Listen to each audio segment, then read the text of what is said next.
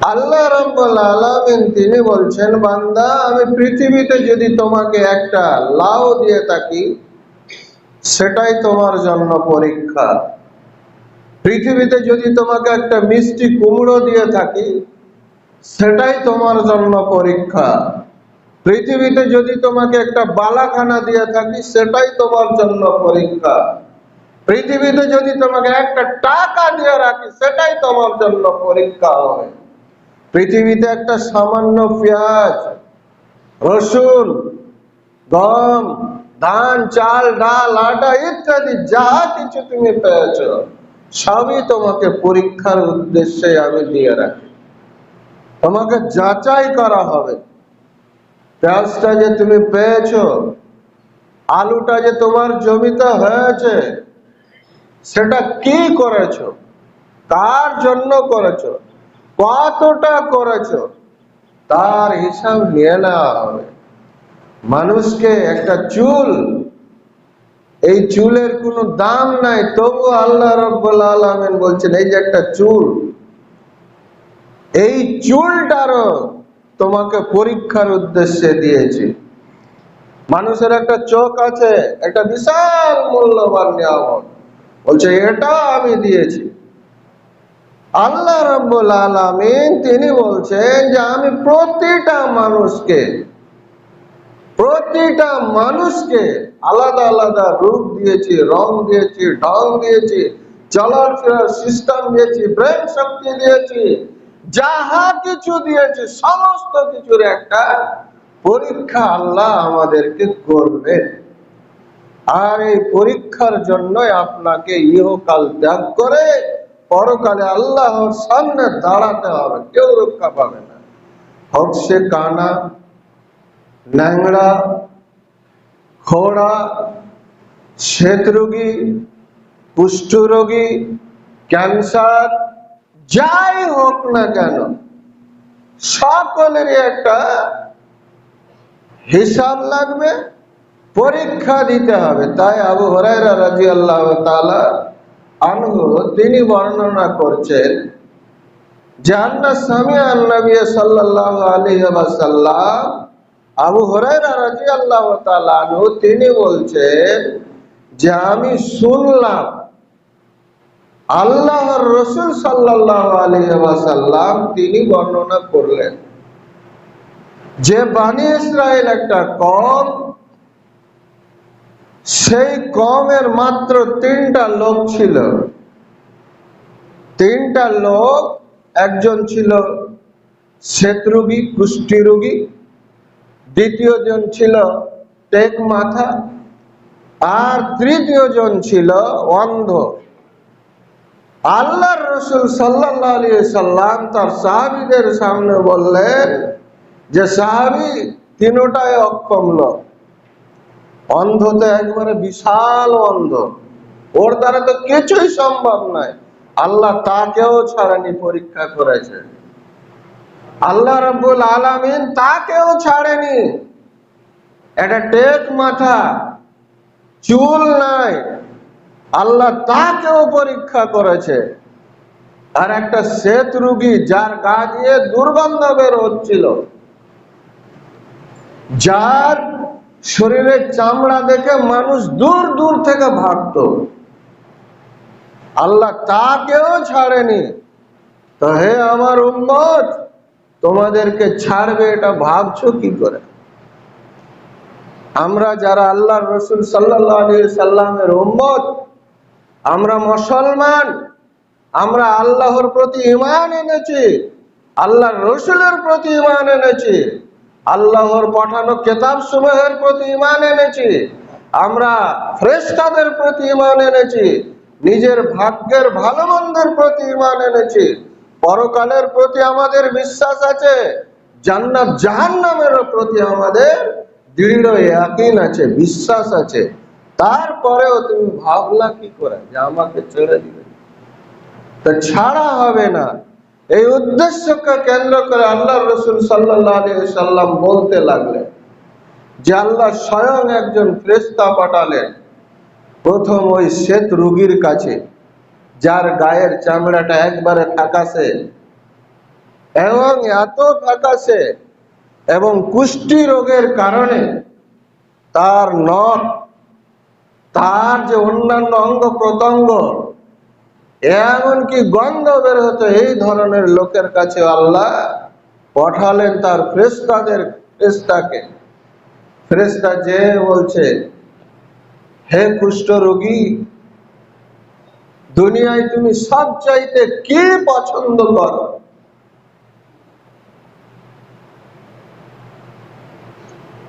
আল্লাহ রসুল সাল্লাল্লাহু আলাইহি সাল্লাম বর্ণনা করছেন যে দুনিয়ায় তুমি সবচাইতে কি জিনিস পছন্দ করো? তো সেই ব্যক্তিটি বলছে যে দুনিয়ায় আমি আমার যে এই যে গায়ের শ্বেত রোগীটা আছে, এই যে আমার অসুখটা আছে, এইটা দূর হয়ে যাওয়াটাই আমি পছন্দ করি। সেই সময় একবারও ভদ্রলোক বলেনি যে আমাকে টাকা লাগবে, আমাকে বাড়ি গাড়ি লাগবে, আমাকে অর্থ লাগবে, আমাকে সন্তান লাগবে, আমাকে সন্ততি লাগবে, পাড়া প্রতিবেশী কিচ্ছুই বলেনি। শুধু একটাই বলেছিল যে আমার বডিটা যদি রোগ মুক্ত হয়ে যায়, এটাই আমার কাছে পছন্দ, আর আমি এটাই চাইছি। সেই ফেরেশতা তার পুরো গায়ে, পুরো বডিতে, পুরো শরীরে হাত বুলিয়ে দিয়ে সাথে সাথে ফিটফাট করে একবার সুন্দর ত্বক আর সুন্দর মাথায় চুল আর সমস্ত কিছু যা শোভনীয় লাগে দেখতে সুসজ্জিত করে তারপরে ফেরেশতা বলছে, দুনিয়ায় যখন তুমি আছো, দুনিয়ার মাল কিছু তোমাকে লাগবে? তখন সে বলেছিল যে একটা উট হলেই চলবে, একটা উট হলেই চলবে। তো বলছে ঠিক আছে, তোমাকে একটা উটনি দেওয়া হলো এবং এই উটনি থেকে তুমি মালামাল হয়ে যাবে। আর এই উটনি 10 মাসের গর্ভবতী উটনি আমি তোমাকে দিলাম, এইটা নিয়ে তুমি সন্তুষ্ট থাকবে। ঠিক তাই করে দিয়ে চলে গেল। তারপরে দ্বিতীয় টেক মাথার কাছে গিয়ে উপস্থিত, বলছে ভাই দুনিয়ায় তুমি কি লাগবে, তুমি কোন জিনিসটা পছন্দ করো? বলছে আমার কিছু প্রয়োজন নাই, শুধু মাথার চুলটা হলেই যথেষ্ট, মাথার চুলটা হলেই যথেষ্ট। ফেরেশতা তার মাথায় হাত বুলালেন, হাত বুলিয়ে দেওয়ার পর তার মাথায় চুল বের হলো এবং সে সোজা সোজা সুন্দর চুল বেরিয়ে আসলো, দেখতে সুসজ্জিত হলো। তারপরে বলছে আর কিছু একটা দুনিয়ায় থাকার জন্য? বলছে একটা গাভী গালা হলেই যথেষ্ট, একটা গাভী পেলেই যথেষ্ট, এই গাভীটা দিয়ে আমার সব হবে। বলছে তোমাকে দেওয়া হলো, এই গাভীটাই দিয়ে দেওয়া হলো, আর এইখান থেকেই তুমি মালামাল হয়ে যাবে। বারাকাল্লাহু লাকা, আল্লাহ আপনাকে এত বরকত দিবে যে আপনি এইখান থেকেই পূর্ণ ধনবান ব্যক্তি হয়ে উঠবেন। আল্লাহর রাসূল সাল্লাল্লাহু আলাইহি সাল্লাম বলছেন যে তাকে দেওয়া হলো, তারপরে তৃতীয় জনের কাছে যে অন্ধ, যে দুনিয়ায় কিছুই দেখতে পাচ্ছিল না, তার কাছে গিয়ে যখন প্রশ্ন করা হয়, যখন তার কাছে গিয়ে প্রশ্ন করা হয় তুমি কি চাইছো? বলছে আমি তো ভাই দুনিয়ার কোনো রং তামাশাই দেখতে পেলাম না, দুনিয়ার মানুষ কি রকম আমি অনুভবই করতে পারলাম না, তা আমার চোখটা পেলেই যথেষ্ট। কোন এই তিনজন ব্যক্তির মধ্যে কেউ প্রথমে বলেনি যে আমাকে সম্পদ লাগবে, আমি দুনিয়ার মালিকানা করব, আমি হ্যান করব, ত্যান করব, কেউ বলেনি, শুধু নিজের শরীরটাই চেয়েছে। তাই পৃথিবীর ব্যাপী একটা প্রবাদ বাক্য আছে, মানুষের শরীরটাই হচ্ছে স্বাস্থ্য, আর এটাই হচ্ছে সম্পদ। যার শরীর ঠিক আছে তার সম্পদও ঠিক আছে, যার শরীর ঠিক নাই তার সম্পদও ঠিক নাই। তাদের সুস্বাস্থ্য থাকাটা এটা একটা আল্লাহর বিশাল নিয়ামত। তাই আমরা এই সুস্বাস্থ্য নিয়ে এই জুমার মসজিদে আসতে পেরেছি বলে আল্লাহর শুকরিয়া জ্ঞাপন করেন এবং সকলেই পড়েন আলহামদুলিল্লাহ। যে আমাদের কাছে সবচাইতে বড় সম্পদটা আছে তা হলো এই দেহ, এই বডি। এই দেহ দিয়ে আপনি অনেক কিছু করতে পারবেন। তো ব্রাদার মিল্লাহ, অন্ধর কাছে যখন তাকে জিজ্ঞাসা করা হলো, সে চোখ চাইলো, চোখটা যেমনি বোলালো সে দৃষ্টি শক্তি ফিরিয়ে পেল। মানুষ কত ধোঁকাবাজ হিসাব করে, যেমনি দৃষ্টি শক্তিটা পেয়েছে আর এই লাঠিটা চালিয়ে ফেলেছে। বলছে লাঠি আর তোর প্রয়োজন নাই। তার আগা পর্যন্ত এই লাঠিটাই তার সম্বল, এইটাকে কেন্দ্র করেই চলাফেরা করছিল। যেমনি দৃষ্টি শক্তি পেয়েছে লাঠিকে চালিয়ে দিয়েছে। তো প্রয়োজন নাই, প্রয়োজন নাই, একেবারে সাথে সাথে লাঠি ছেড়ে দিয়েছে। এবার সেই ফেরেশতা ওই অন্ধকে বলছে যে দুনিয়ায় কিছু, দুনিয়ার জন্য তোমার কিছু? তো সে বললো একটা ছাগল হলেই চলবে, একটা ছাগি বা একটা ছাগল হলেই যথেষ্ট। ওখান থেকে বাচ্চা হবে, ওখান থেকে দুধ হবে, ওখান থেকে খেতে পাওয়া যাবে, পড়তে পাওয়া যাবে। ফেরেশতা সকলকে সকলের আশা অনুযায়ী সমস্ত কিছু করে দেওয়ার পর ফেরেশতা একবারে নিশ্চুপ হয়ে চলে গেল। দীর্ঘদিন পরে এসে দেখছে, দীর্ঘদিন পরে এসে দেখছে যে সেই উটওয়ালার তো একটা বিশাল ময়দানে উটই চলছে, হাজার হাজার উট। সেই শ্বেত রোগীর দেখছে, টেক মাতার দেখছে, হাজার হাজার গাভী আর গরুতে ভরিপূর্ণ।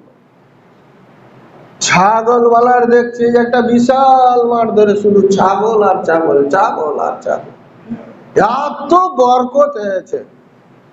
এবার সেই ফেরেশতা, যে ফেরেশতা দিয়ে গিয়েছিল, যাদের জন্য দোয়া করে গেছিল, সেই ফেরেশতা এসে আবার বলছে, প্রথমে ওই শ্বেত রোগীকে গিয়ে বলছে, ভাই তোমার তো দেখছি একবার অসংখ্য উট, বলা যাবে না। আমি অসহায় মানুষ, মুসাফির মানুষ, আমার এই পাড়াতে কেউ চিনে না, জানে না। তাহলে তুমি যদি মনে করো একটা উট আমাকে দিতে, তাহলে আল্লাহর রাস্তে কতই না ভালো হতো। বলছে ভাই এই উট আমি উত্তরাধিকার সূত্রে পেয়েছি, আমি এই উট কাউকে দিতে পারবো না। একটা উট দিব, এই উটটার একটা বাচ্চা হবে আমার, ওটাও চলে যাবে, আমি পারবো না। বলছে তুমি স্মরণ করো সেই অসহায় অবস্থা। আমরা মানুষ, আমাদের পিতামাতা মারা গেছে, আপনার পিতাকে উঠিয়ে এনে যদি দেখায় আপনার জায়গাটা, আপনার পিতা আশ্চর্য হয়ে যায়, বাপ আমার ছেলে করেছে কি, করেছে কি? আমি তো ওকে সাধারণ অবস্থায় রেখে গেছিলাম। জানেন না, একটা 5 বছরের শিশু আছে ফুটফুটে, আর বাপটা মারা গেছে। 50 বছর যখন ওর বয়স এসে দেখছে ওর বাড়ি গাড়ি সমস্ত কিছু আল্লাহ পরিপূর্ণ করে দিয়েছে। ওর পিতা এসেই তো আশ্চর্য হয়েছে, গেলে কোথায় এতগুলো? আল্লাহ বলছেন বান্দা খালি হাতে পাঠিয়েছিলাম, স্মরণে রাখবা। তোমাকে খালি হাতে পাঠিয়েছিলাম, এমনকি গায়ে একটা জামাও দিইনি। দেখেন জন্ম হচ্ছে তখন লক্ষ্য করে, তোমার গায়ে একটা জামা পর্যন্ত আমি দিই নাই, উলঙ্গ করে তোমাকে পাঠিয়েছিলাম। আজকে তোমার গায়ে এত জামা কোথা থেকে, এত বড় শরীর দেহ কোথা থেকে আসলো? এত টাকা পয়সার মালিক, এত বাড়ি গাড়ি কোথায় বলা? তারপরেও বান্দা কত না শুকরিয়া, মসজিদের কোটাতে 500 টাকা ফেলতে পারে না। বান্দা তুমি কত না শুকরিয়া শুরু করেছো। পাখিটা হাজার হাজার টাকা বয়ে নিয়ে যাও, যখন একটা আত্মীয় স্বজন আসে তার জন্য তুমি দেশি মুরগা কিনতে যাও, খাসির মাংস কিনতে দৌড়াও, তার জন্য একটা লুঙ্গি পাঞ্জাবি কিনতে দৌড়াও। আর আল্লাহর ঘরে এসে এত কঞ্জুসি, এত তোমার কাঞ্জুসি, মরবা যেদিন ওই দিন তুমি বুঝতে পারবা, টের পাবা। খালি হাতে পাঠিয়েছিলাম, বিনু জামা কাপড়ে পাঠিয়েছিলাম, আবার তোমাকে বিনু জামা কাপড়ে টানবো। আল্লাহ এমনই একটা সিস্টেম করে রেখেছে, তোমাকে উলঙ্গ করে টেনে নেব, আবার টেনে নেব। তখন তুমি কি জবাব দিবে বান্দা? আমরা মানুষ কি জবাব দিব আল্লাহর কাছে? কি আমাদের হাতে আছে উত্তর? কিছুই উত্তর নাই। সকলকে হা হা লাদরি। আমরা মুসলিমরা সবাই যেন এক পথের পথিক হয়ে গেছে। তো ব্রাদার মিল্লাত, এবার শুনে, সময়ও শেষ, একবার পূর্ণ টাইমের মধ্যে শেষে 1 মিনিট 2 মিনিট সময় নিয়ে বলছি। দ্বিতীয় ব্যক্তি গেল একই উত্তর, শুধু অন্ধটাই বলল যে আমি ভাই অন্ধ ছিলাম, আমার কোনো টাকা পয়সা ছিল না, আমি মানুষের দ্বারে দ্বারে ঘুরে বেড়াতাম, তো কে আছো জানি না, তোমাকে চিনিও না, তাহলে তুমি একটা ছাগল চেয়েছো, তোমার যে পরিমাণে প্রয়োজন আছে তুমি নিয়ে চলে যাও। সুবহানাল্লাহ বলেন, সুবহানাল্লাহ। একমাত্র অন্ধ লোকটাই পাস করেছিল, বাকি 2 জনই ফেল করেছিল। কেন পাস করেছিল? অন্ধ লোকের কাছে যে সম্পদ ছিল তার তুলনায় প্রথম ব্যক্তি শ্বেত রোগীর কাছে অনেক অনেক বেশি ছিল। তার সম্পদের উপরে কত মায়া বসেছিল, কিন্তু তার সাথে এর তুলনা করলে একটা ছাগলের দাম আর একটা উটের দাম কোনোদিন সমান হয় না। একটা ছাগলের দাম একটা গরুর দাম কোনোদিন সমান হয় না। ছোট বড়র পার্থক্য থাকে। তো ব্রাদারে মিল্লাত, আপনারা এসছেন, আমরা এসছি, মসজিদে এসেছেন, মসজিদের কাজ চলছে, কার কত সম্পদ আছে আমি কিছুই জানি না। আপনাদের কাছে আমার এটা শেষ গুজারিশ যে আপনারা যে যতটা পারবেন মসজিদের কটাতে দিয়ে যাবেন, আর আল্লাহর পরীক্ষা থেকে পাস করবেন ইনশাআল্লাহ। আল্লাহ যেন আপনাদেরকে, আমাদের বিশেষ করে নিউ সুলাইমান জামে মসজিদের সমস্ত মুসল্লি ভাইদের শরীর দেহ বডি সুস্থ রাখেন, তাদের আয় ইনকামে বরকত দেন। আল্লাহ আমিন সুম্মা আমিন। ইয়া আইয়ুহাল্লাযীনা আমানু إذا نودي للصلاة من يوم الجمعة فاسعوا إلى ذكر الله وذروا البيع ذلكم خير لكم إن كنتم تعلمون فإذا قضيت الصلاة فانتشروا في الأرض وابتغوا من فضل الله واذكروا الله كثيرا لعلكم تفلحون فإذا رأت تجارة أو لهوا انفضوا إليها وتركوك قائما قل ما عند الله خير من اللهو ومن التجارة والله خير الرازقين. اللهم صل على محمد وعلى آل محمد كما صليت على إبراهيم وعلى آل إبراهيم إنك حميد مجيد. سبحان ربك رب العزة عما يصفون، سلام على المرسلين والحمد لله رب العالمين. آمين.